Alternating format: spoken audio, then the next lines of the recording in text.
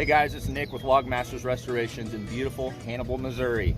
We're replacing some rotted logs on this house. We had some rotted tails that came out here, so I've stagger cut back and I'm gonna fill in with new logs. Here's some logs that we've already done.